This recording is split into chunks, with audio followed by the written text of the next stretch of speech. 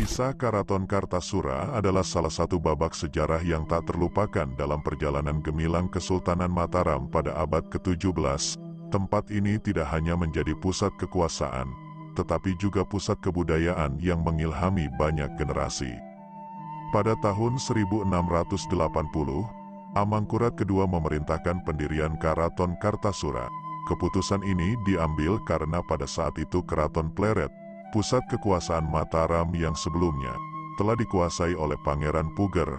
Pangeran Puger awalnya ditugaskan oleh Amangkurat I untuk menjaga Pleret saat pemberontakan Trunajaya berkecamuk.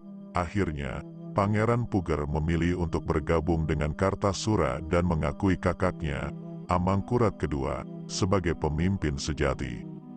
Meskipun berabad-abad telah berlalu, beberapa peninggalan bersejarah Karaton Kartasura tetap berdiri megah di wilayah administratif Kabupaten Sukoharjo, Kecamatan Kartasura. Di antara peninggalan ini termasuk sebagian dinding cepuri yang menakjubkan, baluarti yang kokoh, taman keraton yang indah di Gunung Kunci, gedong piring yang anggun, gedong obat yang misterius, dalem pangeran yang megah, dan toponim yang menceritakan kisah kota Kartasura di masa lalu. Beberapa toponim menarik yang masih ada hingga saat ini adalah Kemasan, Gerjen, Sayangan Kunden, Pandean, Jagalan, Ngabean, Singapuran, Mangkubumen. Purbayan Karaton Kartasura bukan hanya sebuah sisa sejarah yang terlupakan. Peninggalan-peninggalan dan toponim di sekitarnya adalah jendela menuju masa lalu yang penuh misteri dan keindahan. Mereka mengingatkan kita akan kekayaan budaya dan sejarah yang pernah ada, sekaligus memberi inspirasi untuk lebih memahami cerita menarik di baliknya. Dalam aliran sejarah yang penuh intrik dan ketegangan, terdapat kisah menarik tentang pemberontakan Trunajaya yang mengguncang Kesultanan Mataram pada abad ke-17. Peristiwa ini menggiring Amangkurat I dan putranya, Raden Mas Rahmat, pada pengasingan yang penuh liku dan pada akhirnya memunculkan sosok Amangkurat II. Amangkurat I dan keluarganya mengungsi ke arah barat, termasuk putranya Raden Mas Rahmat, yang kemudian diangkat sebagai Adipati Anom, putra mahkota, kembali. Sebelumnya, hak putra mahkota telah diberikan kepada Pangeran Puger. Pengungsian mereka membawa mereka ke daerah Banyumas, di mana Amangkurat I jatuh sakit dan akhirnya wafat. Sesuai dengan wasiatnya, Amangkurat I dimakamkan di dekat gurunya di Tegalarum. Sementara itu, Raden Mas Rahmat muncul sebagai susuhunan Mataram yang baru, menggantikan Amangkurat I, dan bergelar Amangkurat II. Dengan setiap pengikutnya, mereka berkumpul di Tegal dengan tujuan merebut kembali tahta Jawa yang telah jatuh ke tangan pemberontak. Amangkurat II bahkan meminta bantuan kekuatan tempur dari VOC di Batavia. Pada tahun 1678, Amangkurat II memimpin pasukannya menyerang Trunajaya di Kediri.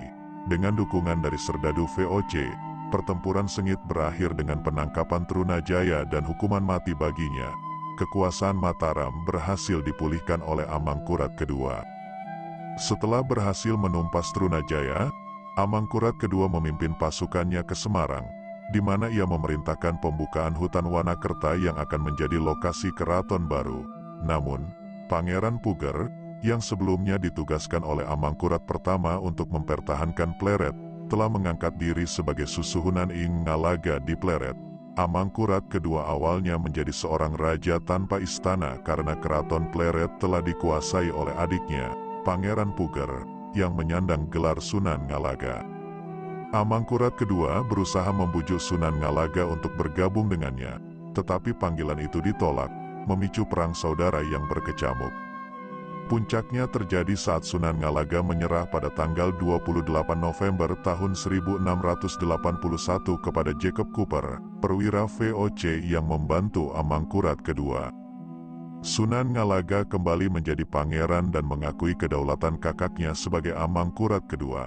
Pada hari Rebo Pon, tanggal 27 Ruah, tahun Alif 1603 AJ, yang bertepatan dengan tanggal 11 September tahun 1680 Masehi, Amangkurat II secara resmi menempati Keraton Kartasura dan menjadikannya pusat pemerintahannya.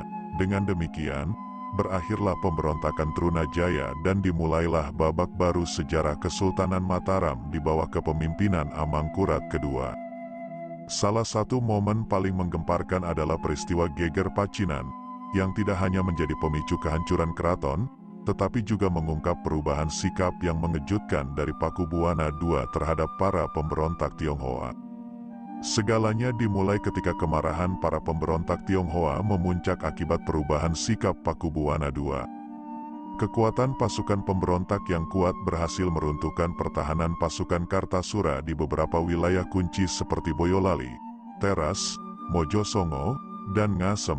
Bahkan, Van Hohenroof, penasihat terpercaya, memberikan saran kepada Pakubuwana II untuk menyelamatkan diri dari bencana yang semakin mendekat.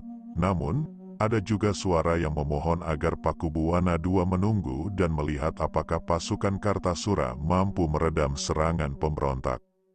Akhirnya, pemberontak menyerbu keraton Kartasura dengan Pakubuwana II dan penasihatnya melarikan diri. Setelah penyerbuan brutal, pemberontak tidak hanya merampok harta berharga seperti emas, uang, dan barang-barang berharga lainnya, tetapi juga membakar perkampungan di sekitar keraton. Dalam kekosongan kursi raja, Sunan Kuning naik ke tampuk kekuasaan yang didukung oleh komunitas Tionghoa. Peristiwa Geger Pacinan bukan hanya sebuah konflik, tetapi juga sebuah peristiwa dramatis yang mencerminkan perubahan dinamika politik dan pengaruh yang kuat dari berbagai pihak. Dalam riak-riak peristiwa ini, Keraton Kartasura yang pernah kuat dan megah harus menghadapi kehancuran dan perubahan yang mendalam. Kisah Keraton Kartasura dan peristiwa Geger Pacinan menggambarkan perjalanan berliku Kesultanan Mataram pada abad ke-17. Keraton Kartasura, selain sebagai pusat kekuasaan, juga menjadi simbol kebudayaan yang mempesona. Pendirian Keraton Kartasura oleh Amangkurat II pada tahun 1680 adalah awal dari masa kemasan yang berubah menjadi tragedi. Meskipun berabad-abad telah berlalu, peninggalan bersejarah seperti dinding cepuri yang megah, taman keraton yang indah, dan toponim yang kaya makna di sekitar Kartasura masih menghidupkan kisah masa lalu yang kaya dan misterius. Sementara itu, peristiwa Geger Pacinan memperlihatkan ketegangan dan dramatika dalam perjalanan Kesultanan Mataram. Pemberontakan Tionghoa yang kuat memuncak akibat perubahan sikap Pakubuwana II. Serangan brutal para pemberontak pada Keraton Kartasura menciptakan kekacauan dan kehancuran, mengakhiri masa kejayaan keraton tersebut. Kisah Keraton Kartasura dan peristiwa Geger Pacinan mengajarkan kita tentang perubahan tak terduga dalam sejarah, dinamika politik, dan pengaruh berbagai pihak. Meskipun telah berlalu berabad-abad, kisah-kisah ini terus menginspirasi kita untuk memahami dan menghargai warisan budaya dan sejarah yang kaya serta pelajaran berharga yang terkandung di dalamnya.